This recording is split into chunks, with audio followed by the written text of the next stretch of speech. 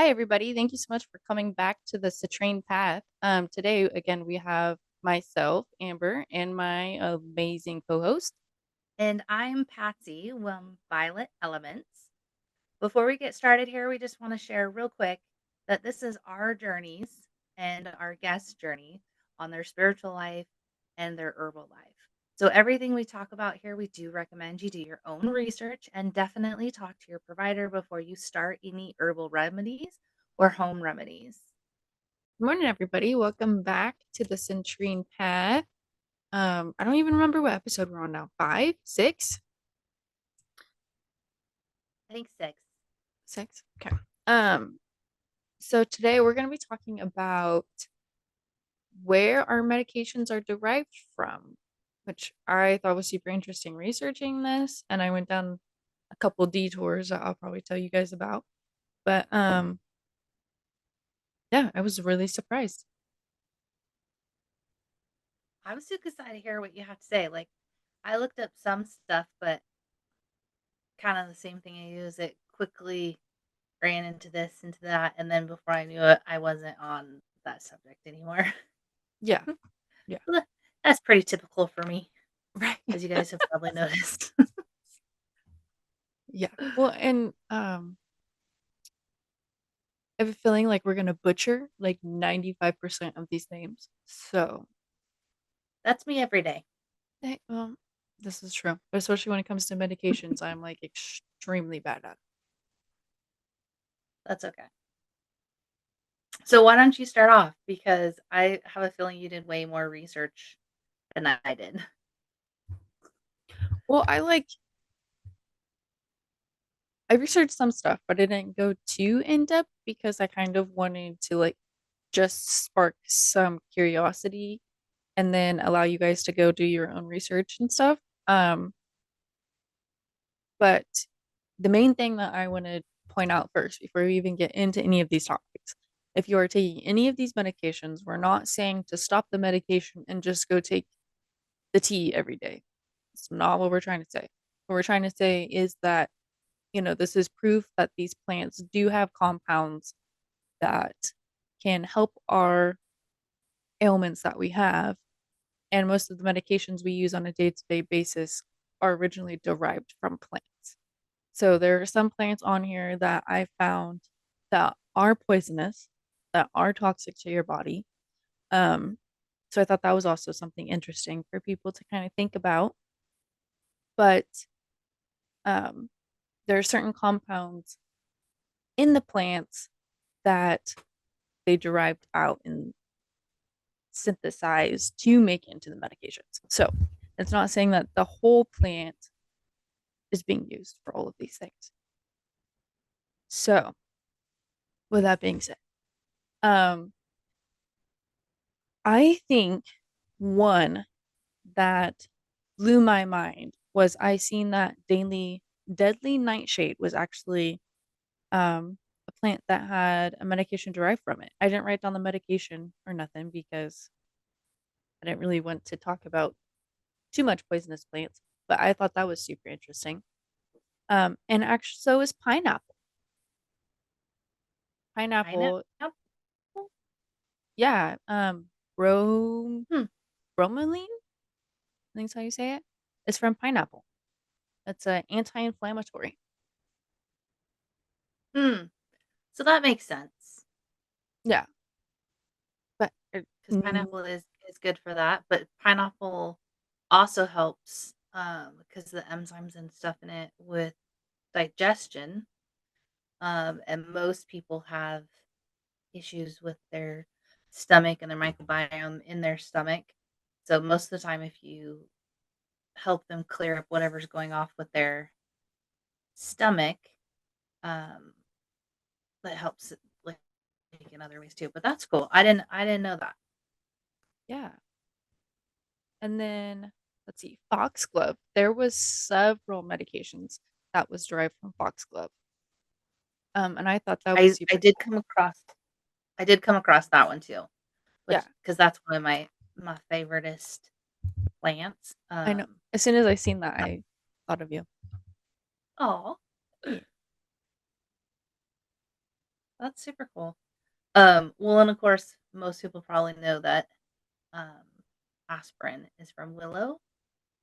Um, but what I didn't realize is that because there's several different species of willow, and they each have their own different like compounds and properties vary drastically from each species of willow. So there Yeah, is only like one or two that can be used to get the compound to make aspirin, but the other ones had lots of really good benefits too. But it just wasn't the same that was used to make aspirin. that's really interesting. Yeah, I thought that if I remember off the top of my head, white willow is what they used to make aspirin. And then like weeping willow and a couple other ones I don't think have it at all. Yeah, that's super. I thought it was super crazy. I mean, it makes sense, just like yarrow varies. Like if you get one that's the white versus the color ones, or ones that are in nature versus the ones that have been changed for landscaping purposes, is going to vary. So, Yeah.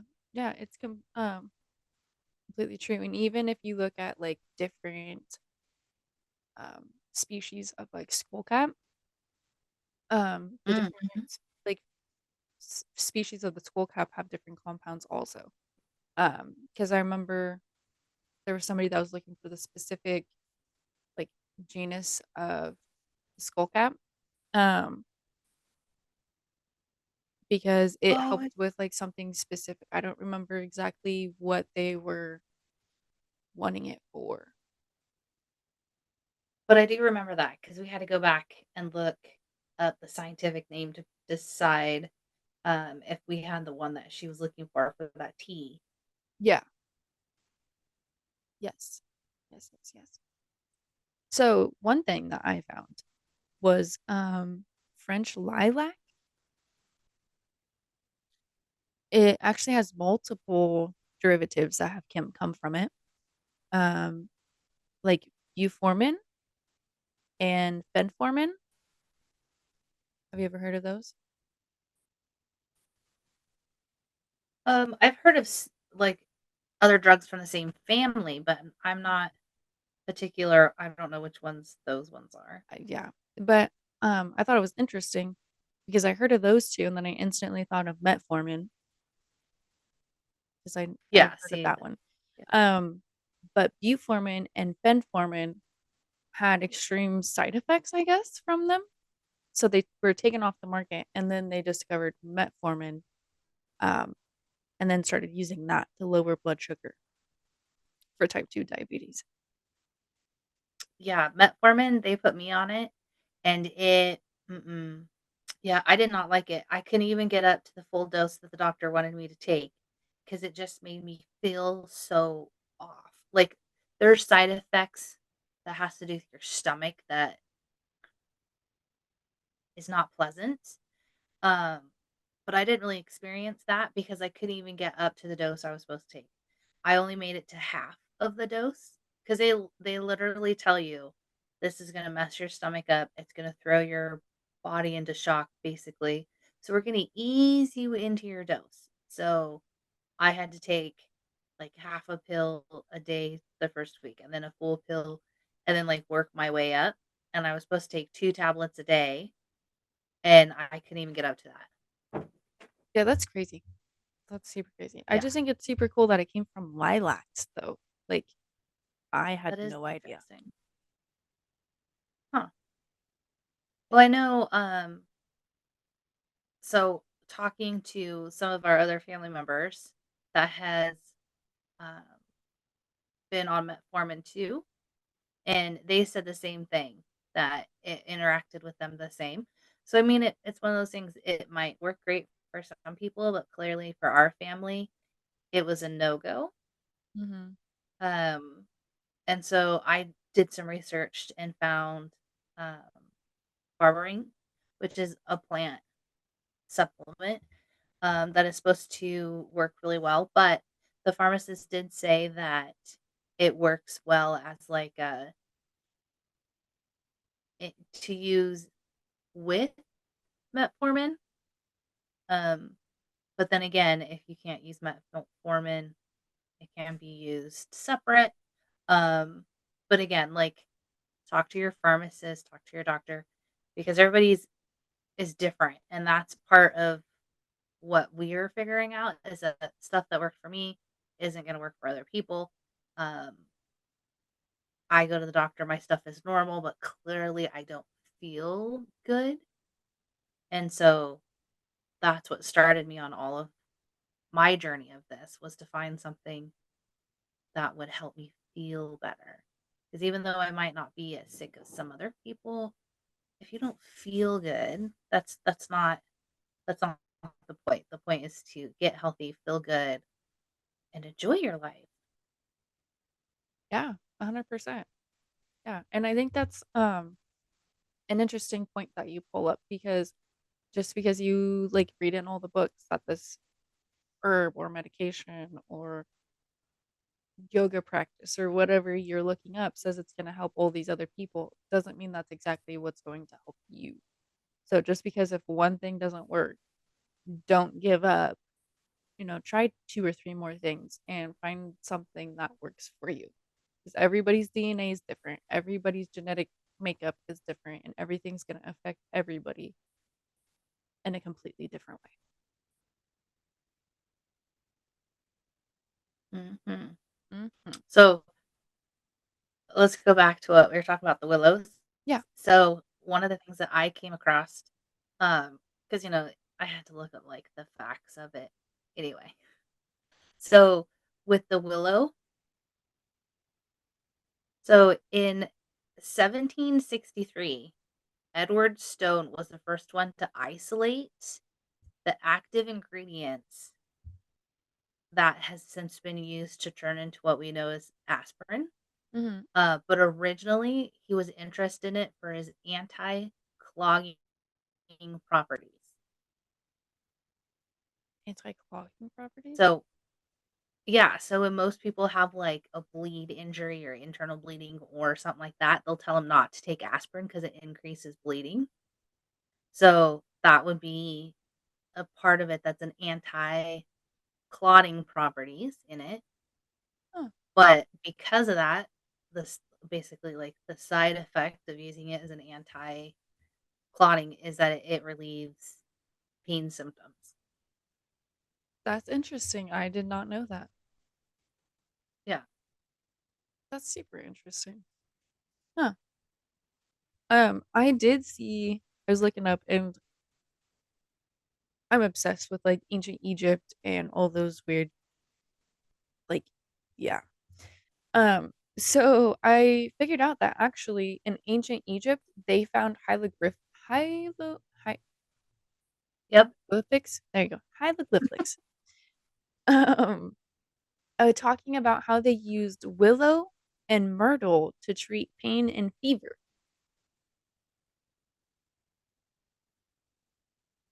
Hmm. Isn't that interesting?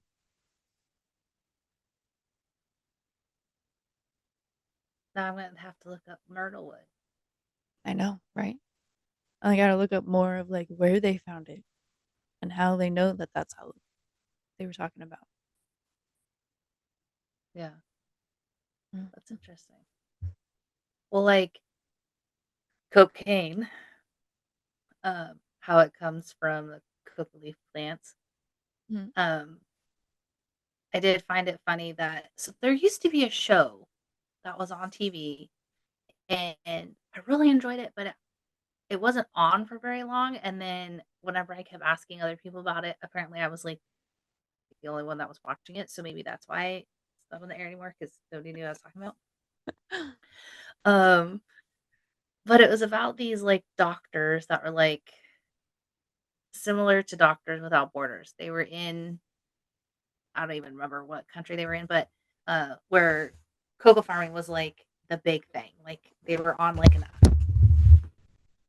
sorry malfunction with the microphone. Pull it off the table. So they were like on this island that's all they pretty much grew, was these cocoa plants. And they were growing them for other reasons, like, they used them in different herbal medicines, they made food out of them, like, all this other stuff, and these doctors basically started a little clinic there because people kept coming in and, like, raiding and stealing all their stuff and, like, killing the farmers and, like, all this stuff. So these doctors were basically there to patch up these people that were in the middle of this, like, drug war thing, but they were just, like, little local farmers. Um, it was a really good show. Anyway, so That's crazy though. it's just well, yeah, and it's funny, like, how they take a plant and process it and turn it into something that but then they add other stuff to it, which causes very similar to, like, last week when we were talking about the stuff they used to sanitize the stuff in the hospital. Like, it was Yeah. fine before, but people were drinking it, so then they added chemicals and stuff to stop it, which now causes cancer and all kinds of other stuff. Yeah. Um, so they were talking about how the indigenous people of South Africa and South America, if they grow this one plant that they were talking about, um, that they would chew the leaves on long journeys to give them energy, and that's ended up being the coca leaves. But then when the Spanish colonies came in and invaded them, they were the ones that originally was trying to wipe it out because they were calling it the devil's work. So they were like trying to take it over for that reason and destroy it and etc. Um, but then when they realized that these people like how they were trading it and using it almost as currency within their little tribes, that they then decided to go the other way and they were promoting people to grow it and do all that to make it more abundant for everybody. And then, of course, they started taxing it. So then that's when it started to become like a secret underground grow thing. And then, of course, then it evolved from there. But isn't that crazy that they took something that wasn't and then how it ended up today? Yeah, that is super crazy. That reminds me of like they call it the opium poppy, but it's just like the red poppy flowers. Um, Same kind of idea. Like the poppy flower has been traced back for to like indigenous people everywhere for using it for pain relieving properties and stuff. And then that's actually where morphine came from, was derived from poppy. But people will cut the seed pods off and soak them in gasoline and like all kinds of other nasty, nasty stuff. And it produces like a white powder and off puts it from the seeds. And that's opium. Yeah, that was one that I came across and did some stuff on it. And they could actually trace back to 4000 BC of them using the seeds and stuff from that plant for Mhm. different medicines and stuff. So, yeah, same thing. They took something that was commonly used, and then, of course, it evolved into something not so nice and healthy.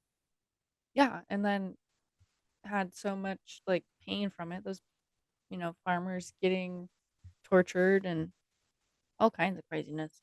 Oh, so one one plant that I was super, super intrigued by. The Pacific yew. Um, it's toxic to humans. It actually attacks the cells in your body, so don't drink it. But they produced a medication called Pac. Yep, that's not happening. So they figured out that this actually kills and stops cell growth of cancer. It's commonly used for lung cancer and breast cancer. But I thought it was super interesting that they figured out, this plant attacks your cells in your body. Let's figure out what is doing it and then manipulate it to help in a good way, which I thought was super awesome. Okay, valerian root. Oh, Uh, yes. One of my I favorite know plants. this one. You know that one? I do know this one, So yeah. I was like looking up and I was like, okay, I was like, I know that Valium came from valerian root. I was like sitting there researching it. It was so hard to find information about it. I was thoroughly surprised. So like I would look at one like website and it would say, oh yeah, no, Xanax came from valerian root. I was like, wait a second. I thought that Valium came from valerian. So then I was like looking it up. Apparently Xanax and Valium both came from valerian root. Mm, Yeah. And I thought it was super crazy. Back in 1978, there was 2.8 billion tablets of Valium that was sold.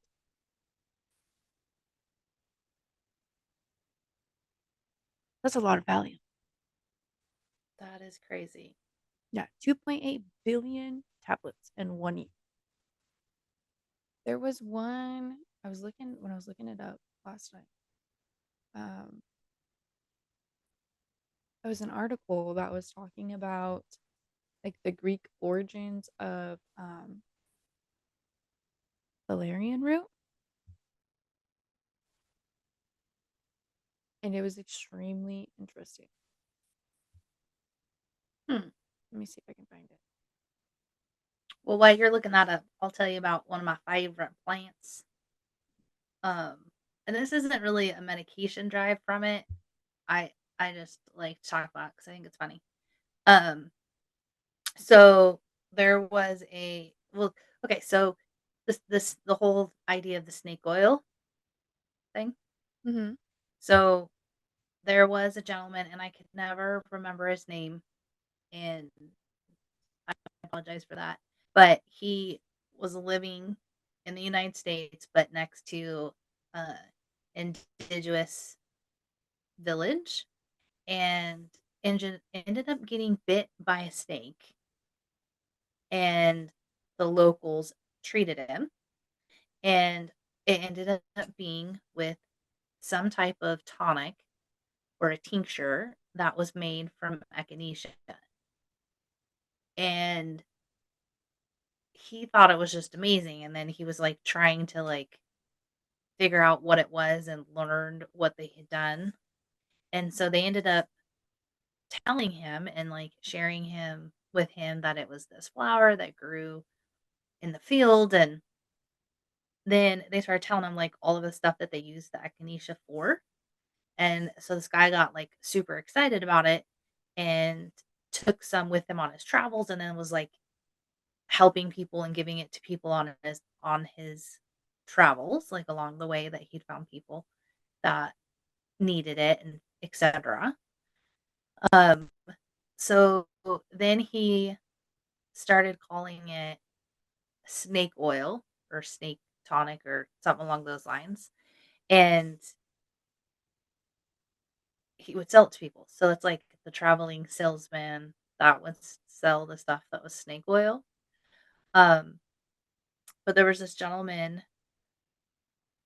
name was Clark, something Clark. He actually was selling stuff, and they were like portraying it that it was actually like snakes oil, like it was actually made from snake oil.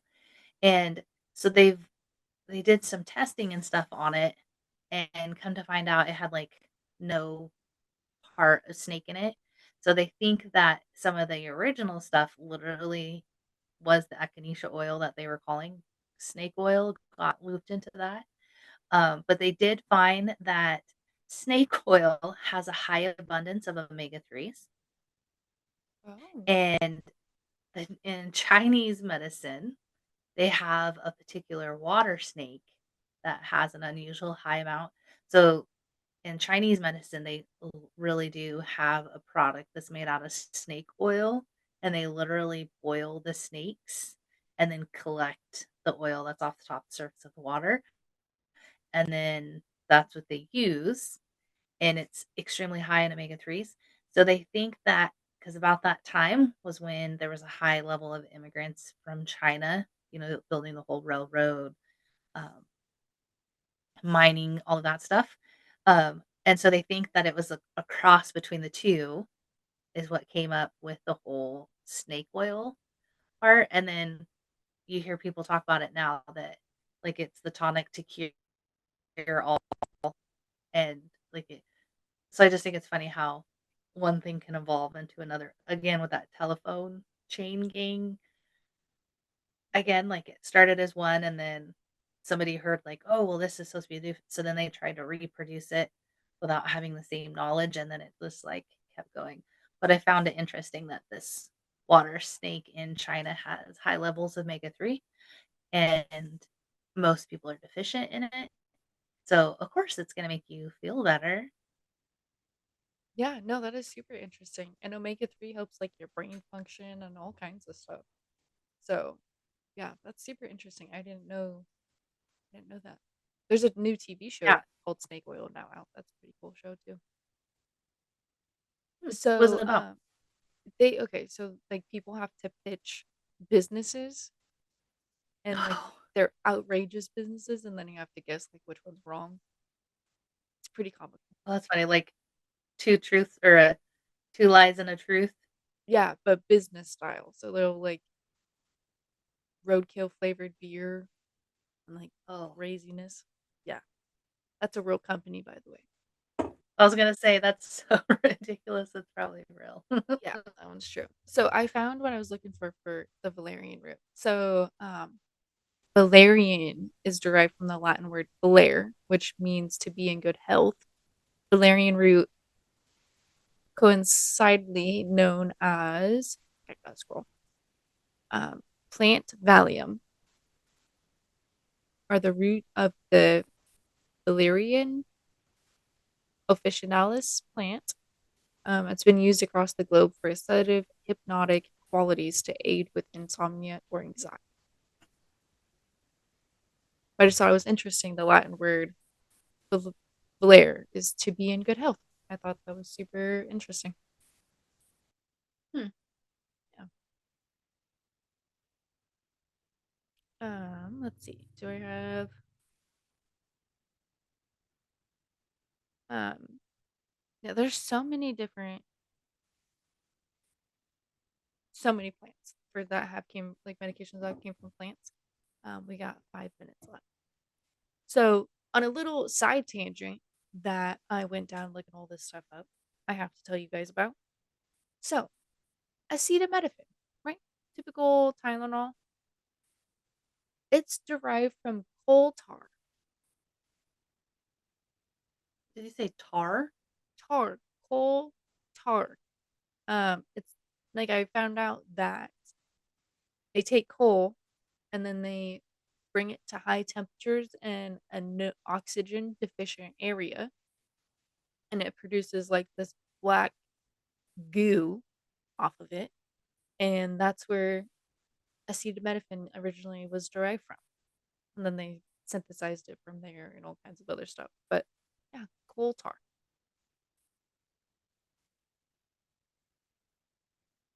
That sounds disgusting. Yeah, and then that's what we're putting in our body to help us feel better. So I do know that,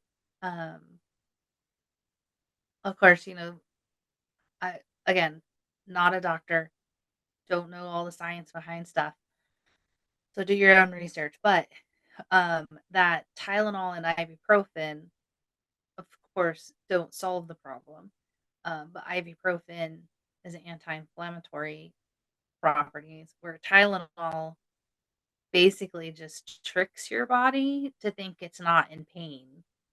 but it doesn't actually, like, solve the problem of not being in pain, if that makes sense? Yeah, yeah, no, 100% makes sense. Because your body's still inflamed with when you take Tylenol. It doesn't take any of the swelling down. It doesn't do any of that stuff, which we talked about before. Inflammation is what causes the pain in the first place.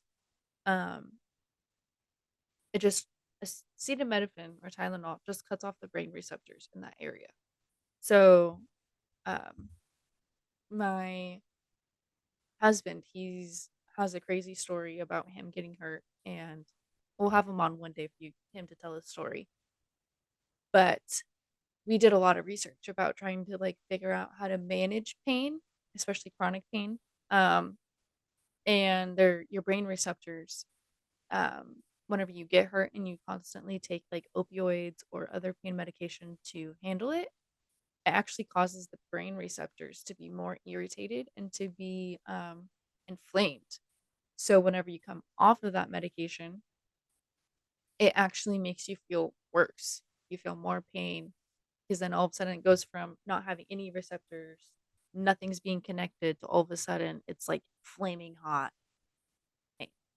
Um, so Mm, that's what happens when you take acetaminophen is that those receptors get blocked off. They're not talking anymore, and then when they kick back on, it's like they're in turbo hypodrive. that's crazy.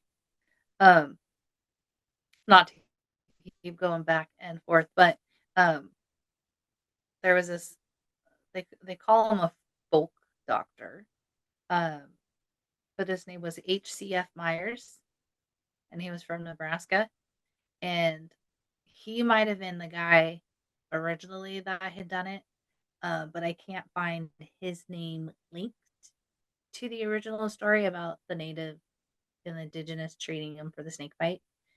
But he was the first one that was a non-pharmaceutical established, back in 1885 that was using echinacea to cure most of his patients' ailments.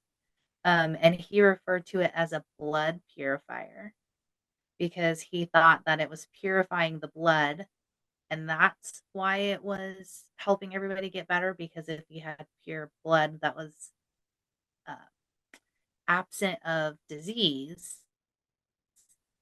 then it would cure you. That's really interesting. Um, that's really interesting. I always like hearing about like why they originally started using this plant and like their ideas behind it, but purifying the blood, that's I mean, I could see it why he would think that.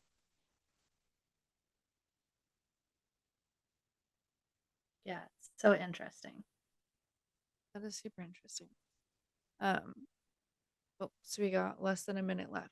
So thank you guys so much for coming along on this video and learning some interesting things with us. Just remember, please do your own research. Don't take anything we say with anything anyway in your heart. But I hope this intrigued some of you to research possibly what you're taking and possibly research where these things come from.